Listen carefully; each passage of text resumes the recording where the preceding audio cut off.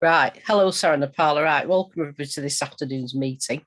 This afternoon we're talking about the quite incredible, potentially revolutionary events in Sri Lanka. We've got with us Sarah Nepal, who lives in Sri Lanka and is a political activist and has been all his life. And he was present at the Gold Green when the events took place, when they managed to take over the presidential building, which eventually led to President Gota finally leaving the country and resigning.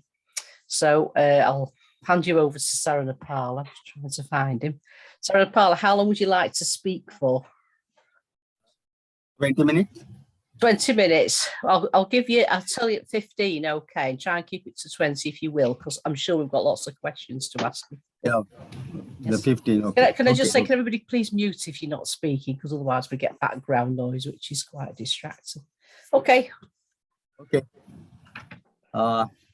Comrade and comrade, I think all of you know in Sri Lanka what was going on. You know that President Rajapaksa and government won the election majority of single Buddhist votes in Sri Lanka. This is the first time that in the election, the president won the election without the support of the minorities, the Tamil and Muslims also, because he uploaded, "I'm the president of the single Buddhist, and now, but I am serving for the whole country, all the citizens of the country." But we saw that, suddenly after he elected as president, he got he got a decision to stop the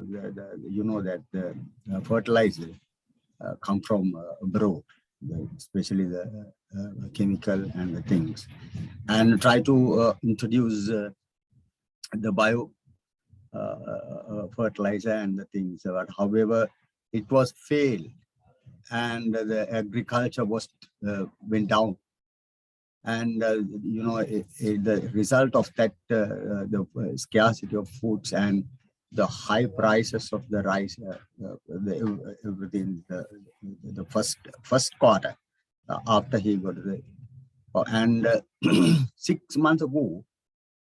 So, however, the fuel and gas and electricity, all the essential goods and services, collapsed. All the prices of the all these essential services went to high prices. So then, actually, that the normally traditional campaign against the Gota and present government had occurred, but no any opposition or no any trade unions nor left parties in Sri Lanka couldn't identify, and that they couldn't predict the campaign. Campaign came across the all over the country because we saw that the middle class people came to first to the start against those the inflation to fight against the government and some cities in the country, and finally they decided to come to the Goldface Green April 9th. April 9th they came to the Goldface Green and started to campaign Go Gota, Go Gota. So that was the slogan, Gota go home.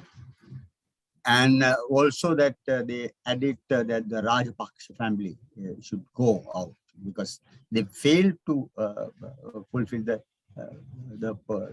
public's necessities, and they robbed a lot of monies, and at the same time the scarcity of dollars within the country was a major problem, and they couldn't import they couldn't import essential, and especially the fuel and gas. So it was a very big crisis there, and so that 9th, the youth came to the Goldface Green and started to campaign against the government to overthrow the leadership of the ruling party. So then, however, then after they started this campaign, we came to forward, the trade union movement came to support to them and protect the struggle, because time to time we got some news from government is going to suppress the strugglers in the gold-face scheme. At that time, the trade union came to support them however, we didn't have any combination of the struggle, but isolate, separately the trade unions supported to the struggle and protect the struggle. And then gradually that all the trade unions and oppositions and left parties all are involved in the struggle and support to the struggle to develop it. And, also they join with the slogan, Gota go home. Then 9th of April, the Prime Minister Rajapaksa's Gotabaya's elder brother started to, they summon, they call a meeting and wants to give the messages to their supporters to stop the gold green the struggle. And people got courageous, and so they got liquor and the things. However, the bloody thing they used, that the opposition to suppress the opposition. So then people shouted, and people went to the gold-face screen and assaulted the strugglers. Actually, they were very democratic way. They used to struggle against the government.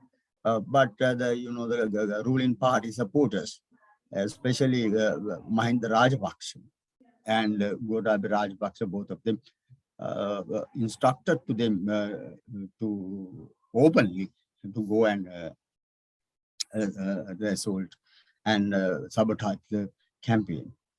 At the after same day in the evening, so I think all over the world people knew that there are a lot of riots in the world, and they burned the vehicles, and they killed one of MP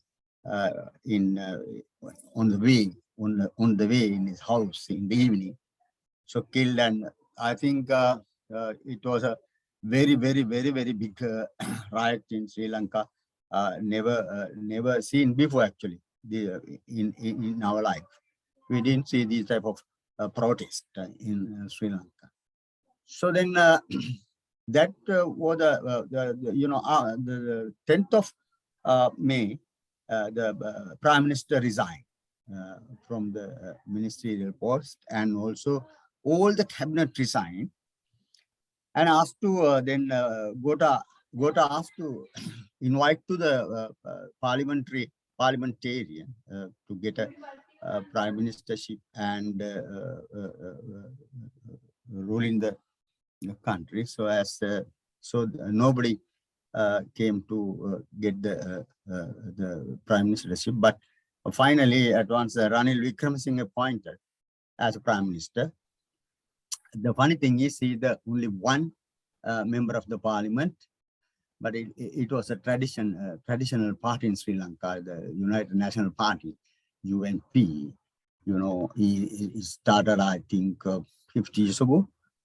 So then that was the party, only one MP, but at it also from the national list, he couldn't win the parliament. But however, he elected as a nationalist. So he was only one member of the UNP. He got the prime ministership, and he appointed the ministerial and ministers, about nearly 20 ministers. However, then started to go ahead. But unfortunately, he also couldn't fulfill the people's necessities. Before he comes to become a prime minister, he said that he wants to solve the problem of the gas, fuel, and food of the people. but at least 1 week later, 2 weeks later, but he couldn't support no any support he could achieve for the people. And I think he tried to combine with IMF and World Bank, and that he discussed with them, but IMF World Bank refused to donate the aid or the, the donations, because but they need more details, because IMF World Bank also understood the administration, finance administration of this country was very nasty, and that it was it was not clear accounts in this period that the Rajapaksa family done. So that was the main thing. I want to say that their economic policy was actually the first. They said we do not need to support from IMF and World Bank, and they want to keep contact with China and some other banks. However, they believed that China will support to go ahead, but China did not support as they wish. So, however, it was a bankruptcy in the country, and again that the campaign came, go home. So it was the campaign was very massive campaign against Gota, go home.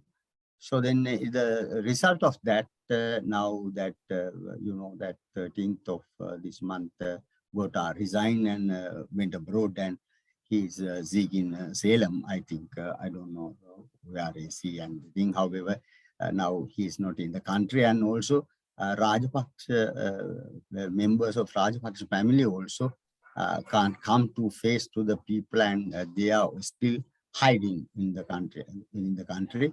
And the Supreme Court made an order not to go abroad. They banned the journey for the out of the country. And now today the crisis are coming towards. And after Gota go home, and Ranil was acting president. And acting president according to the constitution. So then he wants to keep a election in the parliament. There are 225 members in the parliament, and now he's going to elect a president from the parliament, keep in election. And now he's going to hold the nominations Monday and Tuesday, and he will be hold the election on 20th in this week. It will be within 1 week. All the things will be over. Now we can see that there are 3 candidates ready to contest the president for the country. One from the traditional bourgeoisie party, Sajid Premdasa, with the former president's son, and Ranil Wickremesinghe, and another man who came from the Rajapaksa's party.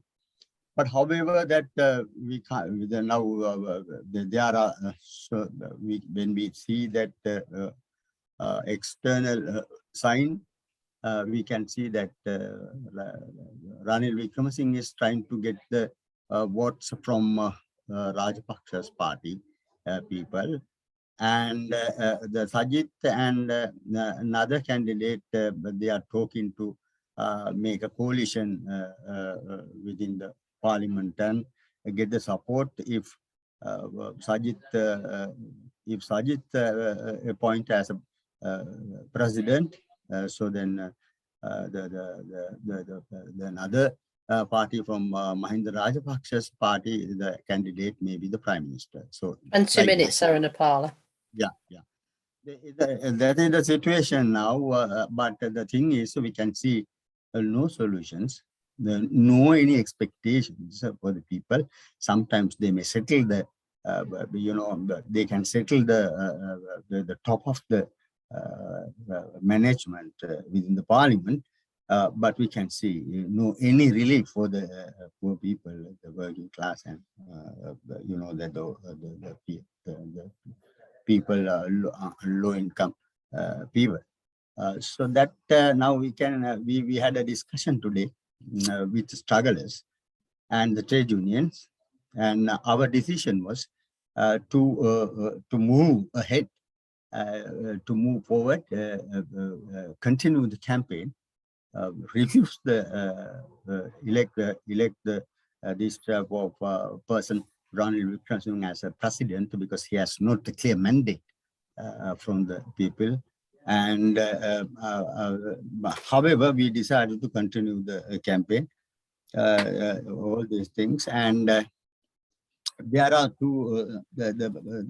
Another thing is there are no the concrete unit of the trade unions and the civil organizations, but there are two alliances against these protests. One is the trade unions belongs to bank, telecom, and teachers. Mainly, they are led by one center. So we are also belongs in that center. Other one is the private sector and management sector.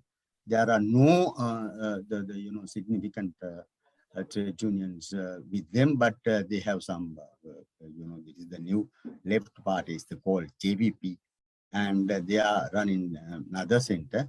But the problem is we fail to go unite to France as against the government and launch campaign to overthrow the government. And so some people say the fresh election again, and some people say that the people to the power. And our slogan was people to the working class.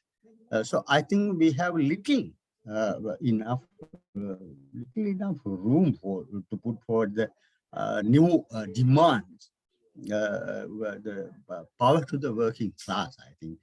So this is the good discussion is going on everywhere. And let's see that 20th what will happen. So normally we think that somehow the president, one of our president will elect on 20th, and but they will try to settle the problem in the top level, but they can't settle the problem of the people. They can't reduce the commodities and provide all the things. So I think briefly I explain as much as I can. I think the comrades can come to contribute or other questions and the things what the comrades wants to, the comrade can join the discussion and made a contribution. Thank you. Well, thanks very much, Sarah Napala. Right, I'm sure people have got things to say. I don't see any hands up at the moment. Please put them up if you want to ask a question or make a contribution.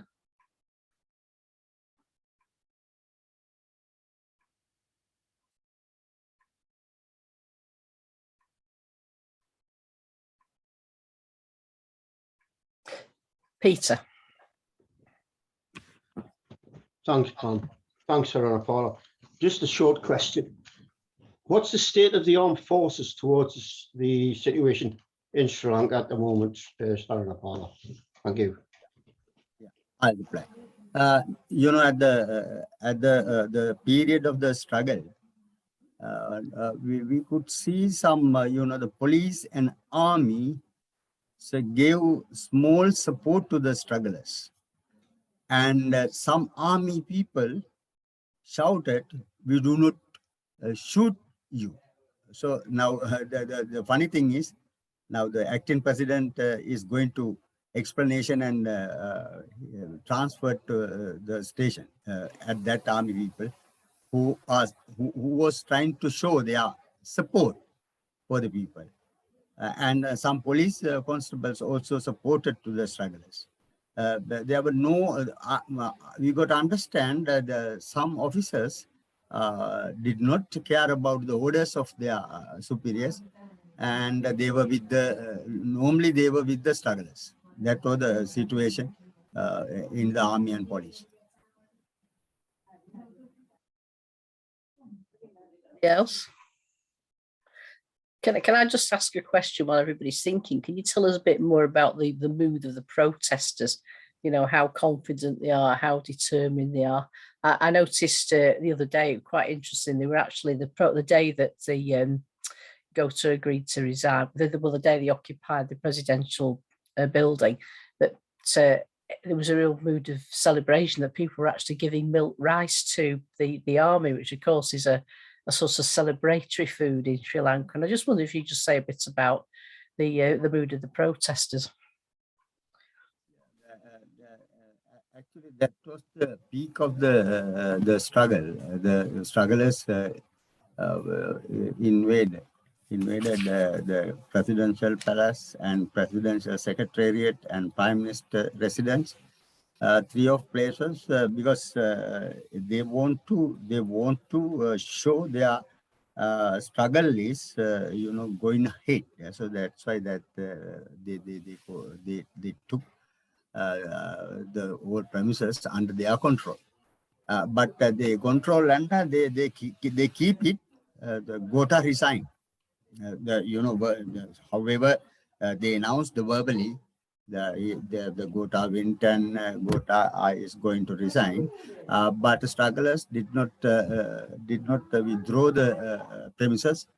Till Gota signed the letter, the resignation letter from him. So therefore, finally, that Gota sent a written document to the speaker. So then they decided to give the premises. So that was the thing. And normally in Sri Lanka, that in this type of victory, the people normally that traditionally they prepare some milk rices and share with the supporters. So at the same time that in this struggle, because police and army was there, then they celebrated with army and police also this event. That's why I think. Right, Ken. Thank you very much. In terms of the election on the 20th, is there any candidate that the strugglers would prefer to win, or are they all as bad as each other? Thank you. You know that there are the three candidates.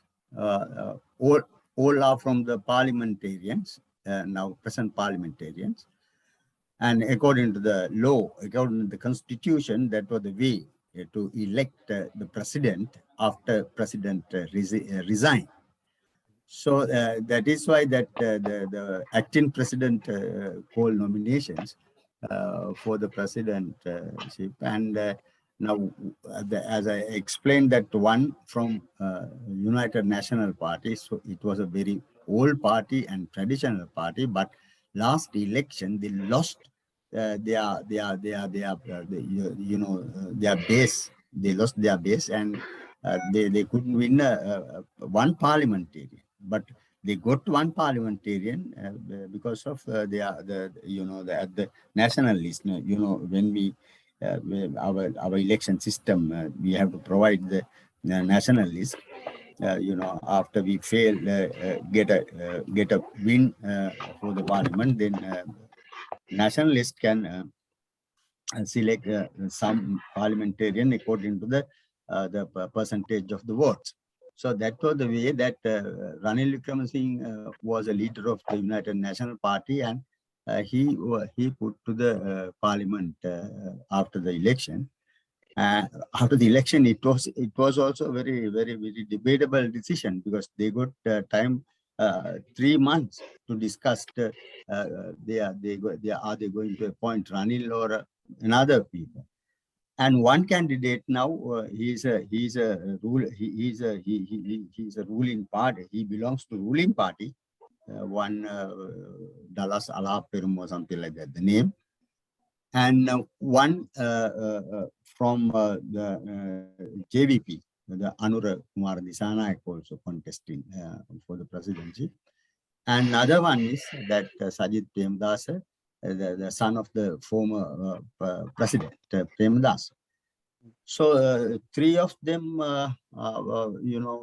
most probably now we got some news and that the social media and the newspaper says that the Ranil Wickremesinghe is trying to bribe the parliamentarians to get votes, because that the ruling party had 149 seats, the former, but he is trying to, I think, get at least 100 or less than that. And another people, however, they must show that 113 votes should show the candidate. So then, from 225 seats, the 113 one candidate should get as a winner. So that is the situation. So however, we can see that 20th most, then now we can see that most probably that Ranil Wickremesinghe is going to win the presidency, because he is using now the unofficially he is bribing the parliamentarians. So normally in Sri Lanka, I don't know that other countries, in Sri Lanka normally that parliamentarians will bribe, they will move, get a money, and they will vote, because they are not care about the people or the policies or the discipline of the finance, all the things. So because it may happen sometimes. Okay, thank you. I'm having a senior moment here. That was your question, wasn't it, Ken? Yes, it was. Yeah. Yes, that's okay. It's just you still got your hand up. Sorry, I'll have I forgotten what? No, okay, no. I'll bring Matthew in yet. Can I just say, if you've got anything to say, please do say it. Don't put it in the chat. You don't need to talk for 5 minutes. If you just want to make a comment or ask a quick question, that's absolutely fine. Right, Matthew. Hi, comrades. Just thank you to Sarah and Paula, and obviously solidarity. At this critical point. I'm just saying, obviously you see millions of people move into action against the situation. Are we then also seeing a growth of sentiment against capitalism, for socialism, a growth of the left? We'd hope to see, obviously, the growth of left organisations out of this. The other thing I think also is, is there any reaction in India in particular, either from the, particularly obviously from the Labour movement to the left, in solidarity with Sri Lanka, because obviously it being the closest point.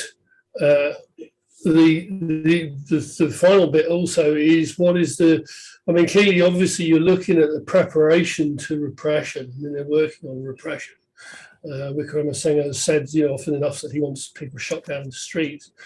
But obviously they're preparing that, but also, of course, they're preparing some kind of a program from the IMF. Presumably, we don't have any view of what that is yet. Yeah, thanks. Okay, thanks, Matthew. Roger. Did you want to reply to that, Sarah Nepal, or do you want to just? Yeah, as we go along? Sure, yeah. That it's a very important question Comrade made, because the behind of this bankruptcy in Sri Lanka, we concerned because that there were the capitalist, the conflict, it didn't come open, but the America, India, Australia, and Japan, so one side, and Chinese, the French, one side, both sides are trying to manipulate the government. So, but they understood However, we got to understand that Gotabaya Rajapaksa moved first to China, ignore the IMF and World Bank, but in the meantime, they got to understand because China can't because they are giving the money through the banks, no conditions. So that's why they robbed a lot of money that the ruling structure. So they do not make any conditions. But IMF, so if they are going to give the donations or the aid, so they put some conditions. They want to reduce the subsidy for the people, and they are producing some plan. So therefore, that's why they moved to China. Finally, however, it was collapsed. That 2-3 months ago that the India came to Sri Lanka and they have packed the oil tanks. We had a former oil tanks in Trincomalee. So the one company called Adani company, now they made agreement to some period, maybe 30 or 99 years, the thing. And another thing is that they couldn't. The Chinese said that normally they used to Mattala Airport and Mattala the Hambantota Fort and other, that the Lotus Tower, but useless. No income, so they couldn't get this investment. It's a useless investment in the country. So that was the crisis. As comrades say that it is not because of the weaknesses of the ruling party, but there are some behind conflict. The super capitalist countries. So because they are always trying to move to interfere the regime of this country and trying to get their advantage, so getting some money. Now we can see the America and India, Japan. They are the people moving to the country and try to keep contact with our lands, our some that what do we call that, some projects. So they are conducting the project, but all the things now stopped because of the crisis. Thank you, Saranapala. Roger. All right. Thanks, comrades. Obviously, the first thing to say is what a magnificent example the Sri Lankan people have shown to the masses of the world. We've had, for the last 2 or 3 years, a worldwide upsurge of struggle, but very few have reached quite to the point that the Sri Lankan masses have achieved. It's a revolution. But we really need to discuss how to consolidate that revolution and how to ensure that it doesn't end in defeat. Because let's remember, there was similar euphoria so many times in the past, even in the recent past. How long did the revolution last in Egypt before we had another return from the horrors of the past to a new military regime? Look at what happened in Sudan, a magnificent revolution, and yet the power was once again taken back by the reactionary military. The same thing is going to happen in Sri Lanka unless the lessons are learned, that there needs to be a new power, that it's not a question of overthrowing one clique of the ruling class, only for it to fall into the hands of another clique or even of the old clique somehow in a new guise. And therefore, it's very, very important that we look at that. There is one example in history, if you like, where such a reversal to the old regime did not take place, and that was in Russia in 1917. And we do need to learn the lessons. I must say, I've been reading over the last few days this wonderful book, of course, Trotsky's History of the Russian Revolution. And there is so much that can be learned. So there's so much that is relevant to what's happening in Sri Lanka now. Now, first of all, any attempt to establish a sort of provisional coalition of all the failed, corrupt political cliques of the past will only have the flimsiest possible base. And so any regime that takes over initially will be very unstable. And this is only the beginning of the revolution. And we also have to say that any attempt, and I may be wrong on this, and I would like to know what Comrade Sarapala says, but it seems to me that any attempt in the immediate future to impose a bloody settlement will be resisted ferociously. And although it's true that the army is blooded in decades of atrocities, not only in the decades of the civil war against the Tamils, but also in two successive crackdowns on insurrections from the Sinhala youth in the guise of the JVP. So the army is very much blooded in the most horrible forms of oppression and repression.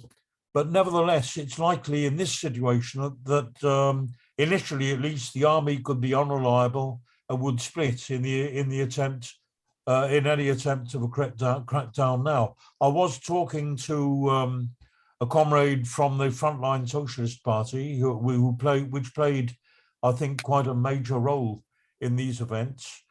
And he said that there were examples of in the recent period of fraternization, both by the army and the police, where they actually destroyed their uniforms and went over to the side of the insurgents. So nevertheless, rather than demanding power to the people, which is a deliberately ambiguous formula, which could just end in merely replacing the current regime with an equally rotten rival parliamentary clique, it is necessary to fight for power to be taken by the workers who produce the wealth, an alliance with the students and the youth, the peasants, the super exploited tea plantation workers, the Tamil minority crushed under the military jackboot, the Muslims and other oppressed minorities and so on, for a democratic socialist Sri Lanka, linking hands with the current struggles of workers in especially India, which is on the edge of a revolutionary situation itself, and of course the rest of the subcontinent for a socialist federation. And an appeal needs to be made, therefore, to all the trade union and established mass organizations and to any informal bodies thrown up in the course of this struggle, as well as to all the left radical parties and groups with a proposal for joint action, self-defense committees formed based on the popular assemblies in the farms, villages, towns, and workplaces, etc. It is obviously a country in which the labor movement did once have proud socialist traditions, the outcome of militant campaigning by a mass Marxist party, which in 1953 led the historic Hartal. And Comrade Sarapala himself, of course, was a leading participant in the last manifestation of that tradition, the 1980 general strike. And now's the time to rebuild on those traditions. I believe that the very militancy and scale and sweep and élan of the struggle in the recent period is maybe a kind of faint echo of those early traditions. But we now need to turn, as I say, to the trade unions and the workplaces, rather than trying to negotiate deals with the remnants of other parties, for the formation of joint action committees, bringing together all those different elements in the population that I mentioned, and that those tasks are probably already being tackled at an improvised local level. But it's needed, what is needed is to link up these informal manifestations of dual power into an executive organ of revolution. Now, in Russia in 1917, immediately with the downfall of the monarchy, there sprang up Soviets, and the reason was because of the memory in the working class of the Soviets that came into existence in the 1905 revolution.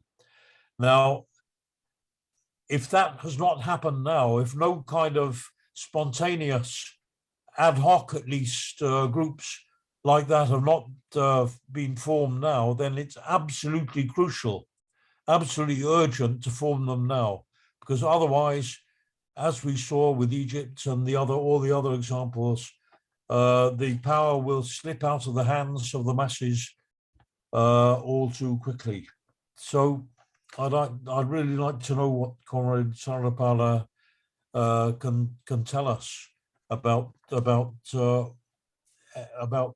developments along these lines today. Thanks, Roger. Yeah, I think, Roger, I agree with you. And now our task is prepare a pamphlet, to appeal to the working class in Sri Lanka. So then I can distribute it among the trade unions and the parties also, and strugglers also I can offer, because that strugglers made a statement. I will send it tomorrow. I got it. I'll send it tomorrow, that but you can see it also and make some critique on it. I think there are some weaknesses of that statement. So then you can read it and get some idea, and you can complete the pamphlet as we agreed to issue. Okay.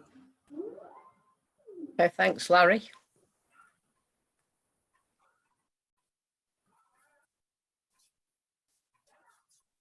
Yeah, thank you, Pam, and thank you, Sampala, for the information you've brought to our meeting today. Obviously, the mass spontaneous workers' uprising around this crisis has brought forward the discontent. The situation that we see, some army and police supporting the struggle, and as Roger quite rightly said, the discontent is throughout. But you mentioned the issue of making demands. I'd like to know who's formulating the demands that you spoke about, and it seems to me, and this is pulling upon Ken's question, and that was the elections, or the proposed elections for 20th of July, seems to imply that the status quo will prevail unless socialists make an intervention. And obviously, as socialists in this country and the Workers' International Network support and encourage the discontent around the crisis for the working classes in Sri Lanka. But is there an alternative movement to bring about workers' councils, as was indicated earlier, to raise the consciousness to a political level? Because it seems to me that it's based around discontent and a crisis at the moment, but not a challenge in the power that is in existence. I know that the president and others have resigned and gone, but are we to replace them with like for like? This is the question that the working class, I think, in Sri Lanka has to answer. Thank you very much, Pam. Thank you, Larry. The comrade, that majority of the trade union leaders, not even the members, they are, that they are traditional leaders. They are only for thinking about their members' demand. So always they are talking about the leadership without politics. So that was the present situation, current situation in the trade union leadership today. So we are shouting that it should be the politically, and also we have to shout. We have to make our slogan to the power to the working class, as you said, based on the councils. It's all over the island. That's why we have 25 district, and we put forward the written idea about the councils. How do we make it? The problem is they don't care the leaders, because no any other leaders. Even we are not we have no lot of we are not the dominating character in Sri Lanka. We are small unions we have, and but we are fighting for that. As comrade said, we are fighting for that. We have to uplift the political consciousness of the members, and keep them to about the Marxism, and that how the working class, and nationally and internationally. So all the things we are talking about with them. But the problem is the leadership of the trade unions. They are not willing to get the put forward the political demands for the working class. That was the problem in this struggle. Anybody else? Can I ask another question? Can you just tell us a bit about the role of the clergy? I've always associated the Sinhalese Buddhists with the Rajapaksa government, but they've obviously been very much in evidence on the protest clergy from all the different denominations, and I'm quite fascinated by the sort of leading role they take. And I just wondered if you could. Sorry, can you understand me, Sir Annapala? Yeah, it's slowly, please. Okay, I'll slow down a bit. Right, I know Sir Annapala has trouble with my northern accent. He can understand the people from down south, but not me. Right, I'm interested in the part that the clergy are playing in this. So I always thought the clergy were sort of on the side of the government and very much involved with Rajapaksas, but they're very much in evidence on all the protests. They seem to play a leading role. You see them from all religions. And I just wondered if you could explain. I know a lot of them are students. Could you explain their role in this? Is that okay? Do you understand? Yeah. Yeah. Okay. It's an important question. Actually, it's an important question because the Gotabaya Rajapaksa based on the monks, clergy normally. So the chief incumbent of the country. So three parties, there are three parties of religion leaders. They made an announcement before Gota came to not directly they request to vote Gota, but they made a statement to indirect to vote Gota. So before the presidential election. Now it comes, 2 months ago, all clergies refused Gota, and they requested a lot of demands for the people. But how Gota settled the problem, because it is the crisis of all the country fell crisis. So he couldn't give the support to the people, because the clergy can't understand what had happened. They appeal to give the relief for the people, but Gota couldn't.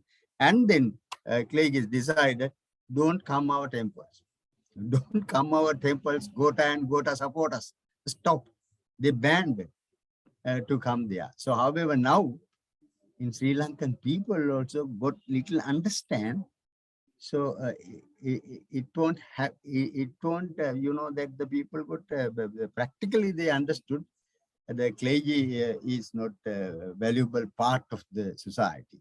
It's a little understanding now people are, and also we can joke to the one who support to the clergy's position, and also, but at that period, especially that the war period, we can't talk about against them, because people will hit us. Now, at the same time, that the Gota's election period also, they were very high. Now we can joke and we can make some silly words also at them. No any reaction. So it is very, very, you know, that they were went down their position. Anybody else? Just one other point I wanted to make. I'll bring in a minute, John or Dominic. It's interesting that the clergy are quite sacred in Sri Lanka, and they have special reserved seats on the buses. But when they're on the marches, they get tear gassed and water cannon like everybody else, and that puzzles me. But perhaps you can return to that later. John or Dominic?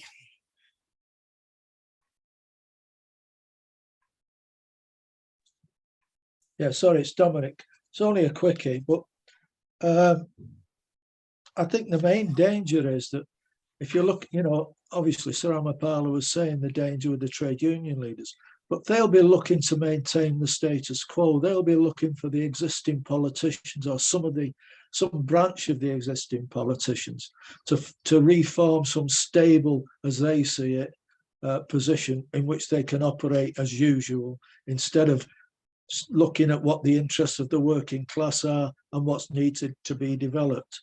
And I think in that situation, one of the key demands in my book would be down with the corrupt politicians. You know, you've got to say that they can't do, you've got to force the trade union leaders into the position where they can't do a deal with the existing politicians and the existing state setup. So I think that's one. And then you can link onto that the question of the population needed to unite behind the working class in the struggle for a socialist solution. And I think that's, you know, you've got to link the two. You can't just call for socialism. You've got to call for the end of capitalism, and that starts off by saying get rid of the corrupt politicians. And I would think in Sri Lanka, from what I can make out, that's virtually the whole shebang. So I'll just leave it at that. Thanks, Dominic. Yeah, that, you know, it's also the comment. I agree that. Can't hear you, Sir Ramapala. Can you just sit a bit nearer your microphone? Sorry? Oh, we couldn't hear you for a moment. We can hear you now. Now, can you hear now? Yes. Yeah. You know that as Comrade Roger mentioned, that 1980 strike, it was the last strike dominated the working class by left. LSSP, CP, NSSP, all left parties were there. But after the defeated the strike, they couldn't come forward because their politics, especially in the 1970, the 64, they betrayed the working class, the CP and LSSP. And 70, they form a government with SLFP. You know, it's like Labour Party in your country. The SLFP at that time, they try to pretend it as a progressive party. But however, at that time also we predicted both parties are bourgeoisie. There's no progressive party in our country. That the left made a big mistakes, try to introduce the bourgeois party as a progressive party. So that was the mistake. After 1980 strike, we couldn't establish the correct left positions on the working class because left betrayed the working class. So the trade union movement fragmented. You know, the fragmented, vehemently fragmented. Still, we are trying, and we are trying to little achievement because you know that the new generation, they don't have any idea about the working class or working class. So that was the problem actually. So this is the country that we had a strong Trotskyist movement in the world. The Sri Lanka was a very prominent country, but unfortunately and you know very sadly, So we lost it because of the leaders of the country, the left leaders. They betrayed the working class. That was the problem. That's why we are suffering, especially the trade union movements are suffering because of the lack of leadership. So we are not enough for that, but however, we are trying to keep them consciousness based on the Marxist politics.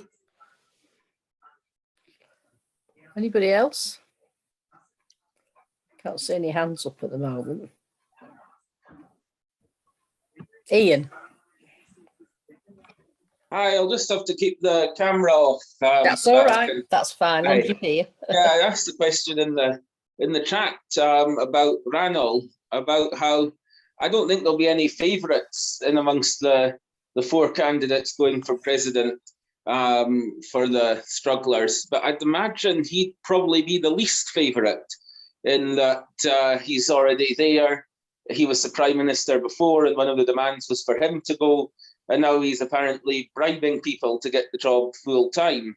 And I think earlier in the week, when it looked like Gota was going to go a bit earlier than he eventually did, the idea was that they'd both go, there'd be a consensus prime minister and the speaker of the parliament would be the president. So I'm just thinking, if as looks likely Ranul gets elected, will that be the most likely spark for the next round of struggle?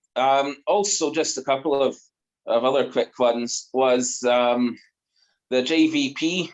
Do many people still have illusions in them? Could they play a stabilizing role for the ruling class, seen as a sort of left party, even if completely undeservingly now? And speaking of the Sinhala chauvinists of the JVP, is there a chance of them playing divide and rule? It's been very, very positive, the unity so soon after such a terrible war. One of the worst, I think, right-wing populist regimes in the world, because the enemy that they were mobilizing against, the Rajapaksas, was an enemy within of the Tamil 25% of the population. Could the other side try and bring that kind of thing back?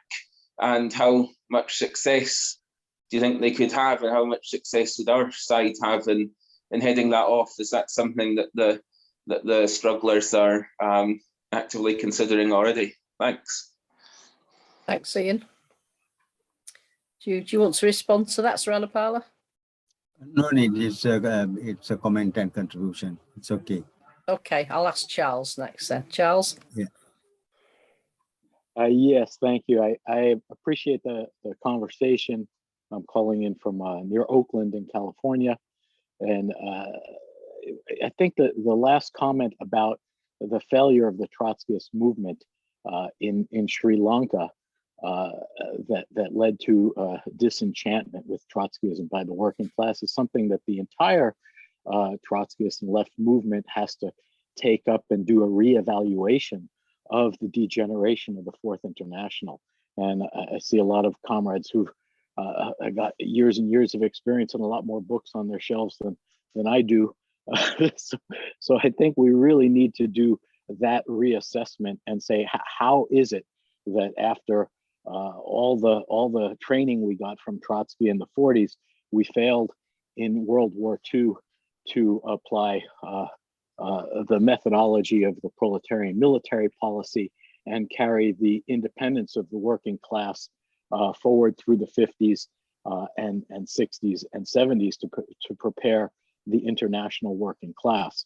The closure of the International Center, the failure of Cannon to reopen the International Center during the war, and the failures in Bolivia foreshadowed what happened in Sri Lanka. So I think this is, it seems like old history to a lot of folks, but this is what we need to put in front of the working class if we're going to reestablish a revolutionary workers movement that understands the necessity of working class political independence, because in this, which appears more and more like the terminal crisis of capitalism, we need to reestablish Revolutionary Workers International.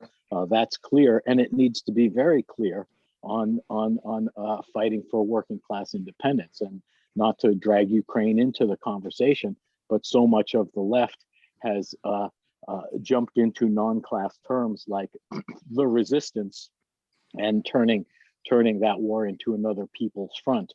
And we'd hate to see the Sri Lankan working class led down a path towards another national movement for liberation that does not incorporate the lessons of permanent revolution, that to win their liberation from imperialism, they need to go over to the socialist revolution. So thank you. Thank you, Charles. Yeah, I agree your comments. Anybody else? Pam? David's. Yes, David, do you want to speak? Yes, if I may. Sorry for background noise and for entering late. It's a rich discussion. I just want to touch on 3 points. First of all, the scale.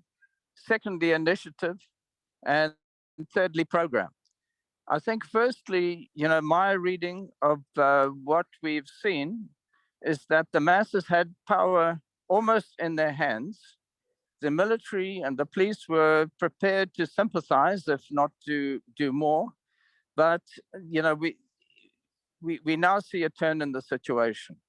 And it's quite a decisive turn, because those who occupied the presidential palace had deep illusions just in democracy itself.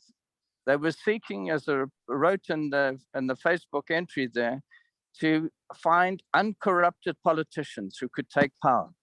And in Sri Lanka, there's no such thing as an uncorrupted politician. They were not prepared to recognize that, to turn towards the working class, the unions, and the other parts of the resistance, and to try and work in a united fashion. And now we've got the absurdity that Gota has appointed a president who's going to act on his behalf, even though he's sitting in Singapore or somewhere else, and that his companies are going to benefit from any influx of foreign exchange into Sri Lanka. In other words, a fraction of the ruling class, of the local national bourgeois of Sri Lanka, is making money out of the misery to which Sri Lanka is imposed. And despite removing the top political obstacle to change, that is Gota himself, power to the people was in their hands, but it was never realized. And now we see, the ebb and flow of the situation. Roger mentioned, the history of the Russian Revolution, the marvelous book that Trotsky wrote, and he talked about shifts in the mood of the masses. And now we could see some shifts. We cannot have revolution at 100% intensity all the time. There will be ebbs and flows, and there will be big sections of the population looking for an easy way out.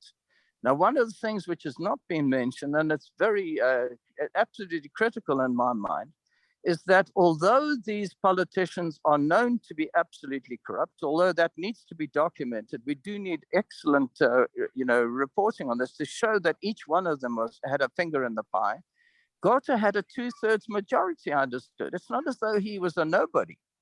He had, and that flotsam and jetsam is around, and maybe to be brought into order again, and then to try and rule. Now we know that that's not going to be a stable situation, but it could be a situation in which the military would become the backbone of that regime. We have a Bonapartist constitution. The president can virtually do anything, and we could have a semi-military regime. Now you say, well, look, the people will never accept that. That's true. But how can the people express themselves when up till now, every political group which has been elected democratically has been in cahoots with Gota? One way or the other, they've been oppositional, but in polite terms.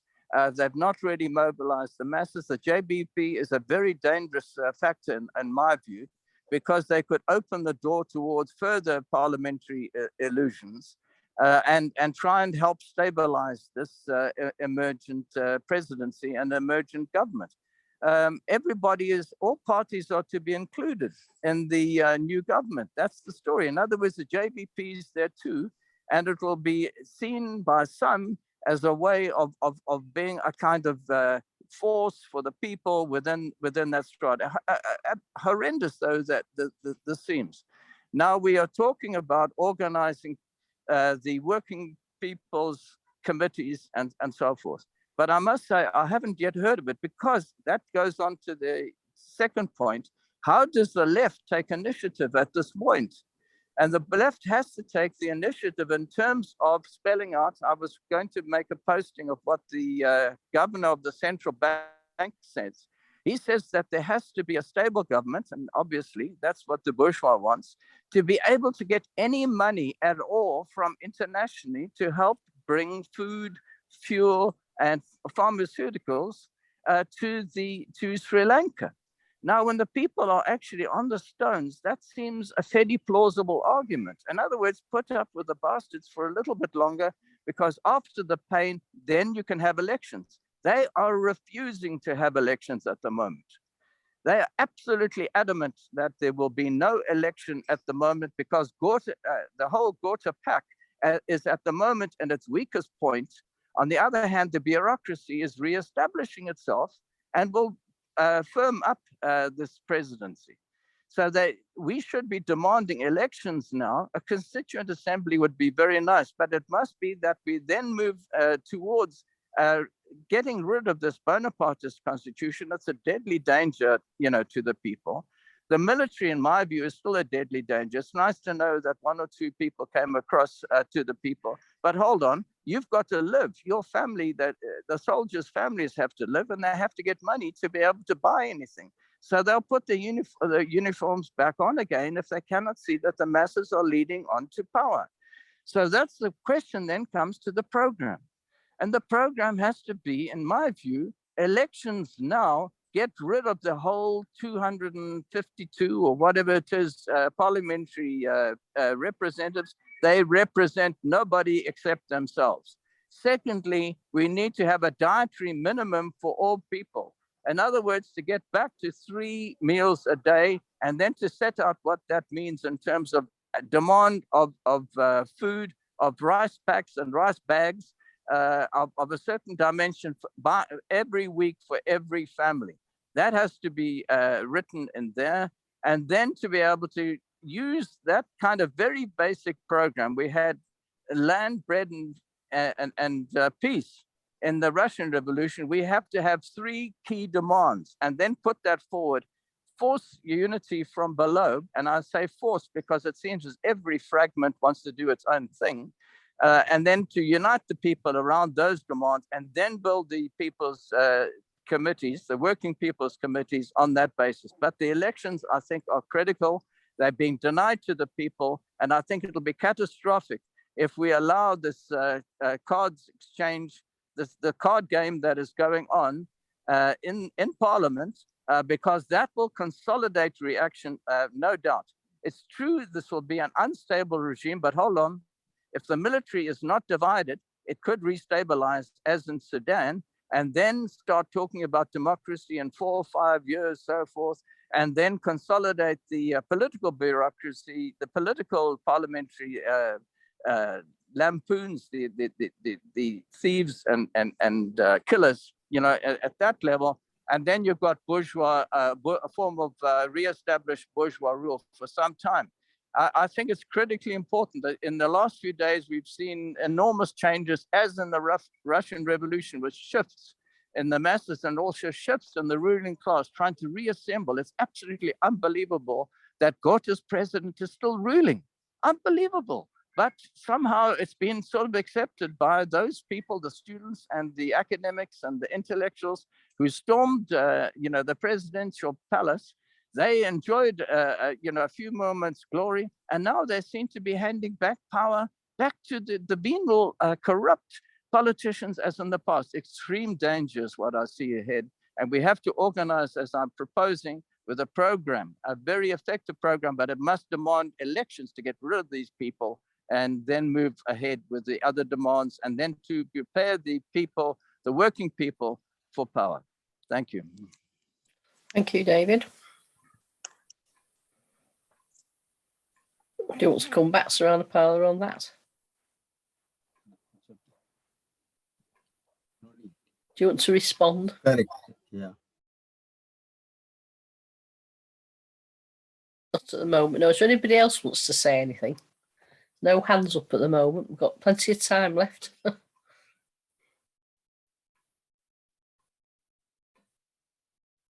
Can I ask while we're waiting? Can I just ask another question? There are people in Sri Lanka who are on the verge of starvation, if not starving. You know, it's obviously an urgent humanitarian situation for them. Has anything been done to, you know, to help them? You understand? Yeah, then we can see that starvation among people. So it won't, it can't see just now because it will, we can see it after 6 months because now they are facing a lot of troubles. And also there's no drugs in the hospital. So then it's very ridiculous. The hospital, doctors give the prescription to buy drugs from outside, no hospital drugs. And then that's why I told that the people, low-income people, can it bear 2 to 6 weeks, but you know that they will weak very soon. So it start to happen some diseases. That's why I told that after 6 months we can see the hazard of the in the country. The people will sometimes they face a lot of diseases. The malnutrition, and the students, and children, the malnutrition, and also that the pregnant mothers maybe some problems. So actually it will happen because now the ruling clique themselves admitted that we can't solve it at once. At least they need 6 months. 6 months means maybe a lot of dangerous for poor people. It's like even like us also, because we are only depend on the pensions. The pensions want is increase, but all commodities increase double and triple in the prices. It's very big problem for us also. So maybe it is the first time in Sri Lanka we are facing this type of dangerous economic situation. That's true that the PAM asked the question is that is the reply. It may be. Okay, thank you. Anybody else? Quick questions, quick comments.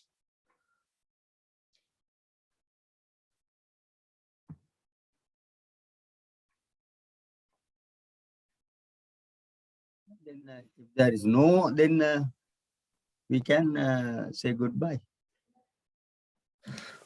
Well, if nobody's got anything else to say, then I think that is the end of the discussion. Yeah, it's a very good discussion. Very good discussion. And I think if some comrades wants to get more detail in one side, please inform to the win, and then I can reply to the comrades. Especially, the PAM always keep in link with me, and then I can pass to the things to PAM. Right. Yeah. Roger's unmuted himself. I don't know if you want to make a contribution or you're about to announce something, or shall I just thank Sir Anapala for his, his lead off?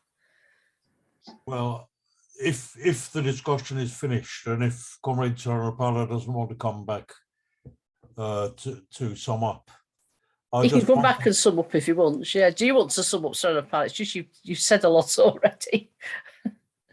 Sir Anapala, do you want to say anything and make some final closing comments? Oh, he's not gone, has he? I think he's gone. Oh, you're still there. Sir Anapala, do you want to sum up? Oh, just meet Charles has got his hand up. Charles, would you like to speak? Yeah. Actually, it's not the summing up of the discussion. Well, hang on a minute. Just stop a minute because Charles has got his hand up. Charles. Yeah. Yes, thank you. Maybe you can comment on this as well. A lot of times when I listen to comrades internationally, and here in the States, the conversation goes to corrupt politicians, and we know that the majority of the exploitation of why the working class is in the condition it is not because of the few billions or maybe even hundreds of billions that the corrupt politicians steal. It's the theft in the workplace through the expropriation of labor time and surplus value. And I think we need to combat this in the debates in the street, because people hear, oh, corrupt politicians, and like the comrade said earlier, oh yeah, they just look for another bourgeois politician. I think we need to say that capitalism breeds the corrupt politicians, and that in socialism we have the right for immediate recall of all of our representatives from the shop floor to the top, and we fight them that way and say all your talk about corrupt politicians just points you into another bourgeois government. So maybe a comrade can comment on that as well. Thank you. Okay, thanks, Charles. Anybody that's making comments in the chat like to say anything? Somebody's just said something else. No? Did you want to come back in, Roger, before Sir Adipala sums up? No, after he summed up, Afterwards, right, yeah. Okay, right. Yeah, Sir yeah, Adipala, do you want to, do you want to make some closing, Yeah, do you want I to make think, closing comments? Yeah. Yeah, I think this type of discussion, that there are 2-3 the groups in Trotsky's group, the CWI and Fourth International and David North, WSWS, the 3 groups in Trotsky's groups in Sri Lanka. But I don't think that they are having a discussion like this, because the live in the workplace, the representatives, as I know this situation, because nothing happened nationally, because it's very clear.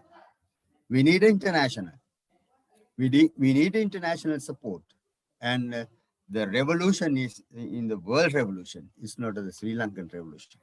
So we understood it, and that's why I especially I want to thank Comrade Roger, because I met him 35 years ago in Sri Lanka, and he knows very well activities and combination within the movement.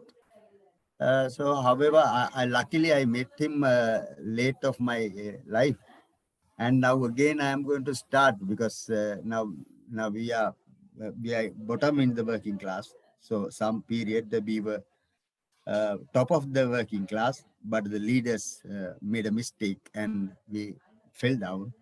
Now I and my comrades are trying to move towards the history, the position we had. Let's try keep it hand and support us to go ahead. Thank you. Okay, thanks very much, Sarah and Paul. I'm sure you got 100% solidarity from everyone, and I think everybody will be, publicising what is actually happening in Sri Lanka and talking about the issues, because you're quite correct, it has implications for the future of the whole world. Okay, well, thank you very much for that. I think that's the end of the discussion, unless anybody wants to come in. David Tempson keeps putting things in the chat. Do you want to say something? Otherwise, we will return to Roger, who wants to say something. No? Right, Roger, back to you then. Well, what I wanted to say really follows on very, very naturally from Comrade Saranapala's last comment. It was to take up the point that Charles raised earlier in the discussion, when he said we need a new international. Frankly, that's exactly what we're trying to do. That's why we have these meetings. What was the international just crumbled into tiny fragments, and they completely lost the whole lessons of what Trotsky was trying to build in the pre-war period. But the point is that we need the kind of discussion that we're having now. The point of an international is to give practical solidarity, support, and also to pool the experience and the ideas and the lessons of history as experienced by every part of the working class. Now, we don't make the grandiose claims that many of the sectarian groups do. But the way that a new international will be created will be precisely from actually listening to one another, hearing the reports of comrades who are involved in frontline struggles. We've had, we've had weekly meetings over the past 2.5 years, where we've heard eyewitness, first-hand reports from the front line of the struggle, from countries in Latin America, in Asia, in Africa, in the general strike in Belarus, and in the uprising in Sri Lanka now, and so on. Many, many, many more. And it's by developing these kind of discussions that the basis would be built for a future mass world party of the working class. So I wanted to just say that. Next week, we're very grateful to Comrade John Byrne, who's going to give us a history of the general strike in Britain in 1926. Once again, a very timely discussion, because of we're on the eve of seeing the biggest industrial battles in Britain since the 1970s at least. And so I hope to see everybody there. So thanks, comrades. Okay, thanks very much, Roger. Right, so I hope to see you all next week. And with those final words, I declare this week's meeting closed. See you all soon.